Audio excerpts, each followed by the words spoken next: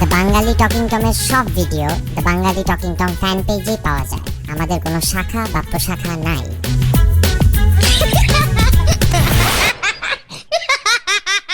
Bangladesh versus ইংল্যান্ডের খেলায় বাংলাদেশ জেতার পর যখন একটা গার্লফ্রেন্ড তার বয়ফ্রেন্ডকে ফোন দেয়, তখন প্রং প্রং প্রং প্রং। জান দেখছো দেখছো আজকে বাংলাদেশ কেমনে খেলা জিতছে দেখছো? হ্যাঁ দেখছি তো, ফেসবুকে তো স্ট্যাটাস আপডেট দিছি, দেখো নাই? দূর রাখো তোমার ফেসবুক।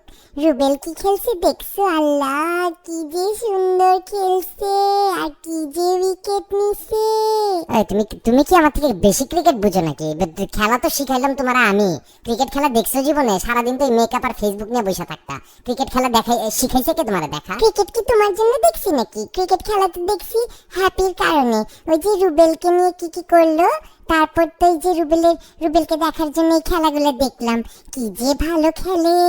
ও এখনো টিম জিতেছে দেখে এখন ওরে ভালো বললা? আর যখন আগে আমারে বলছিল যে যে ওই কি মেয়েদের সাথে কি উল্টাপাল্টা কাজ করে, যত সব মামলা টামলা খাইছে, ঠিকই আছে, তখন তো তোমার রুবেলের নিয়ে কোনো ভালো কথা শুনি নাই। এখন জিতছে দেখে ভালো হয়ে গেছে তোমার জন্য? তুমি না জীবনে ভালো কিছু বলতে পারলা না। একটা মানুষের প্রশংসা করতেছি, সেটা নিয়েও তোমার জেলাসি। আল্লাহ দেখছো রুবেল কি সুইট না ছেলেটা, কি কিউট লাগে আমার কাছে, এত সুইট। আমি না তোমার মতি গতি কিছু বুঝি না, বুঝছো? কিছুদিন আগে, কিছু সপ্তাহ আগে তুমি আমার ফোন করে বললা না, যখন মামলা চলতেছিল, বললা না জান দেখছো দেখছো কি ক্রিমিনালের মতন চেহারা দেখছো? আর এখন একটা ছেলে তোমার কাছে ধাম করে সুইট হয়ে গেল। এত হিপোক্রিসি কেন তোমার মধ্যে? বেহায়ার মতন খালি তর্কই করতে পারো, জীবনে তো ভালো কিছু করতে পারো নাই।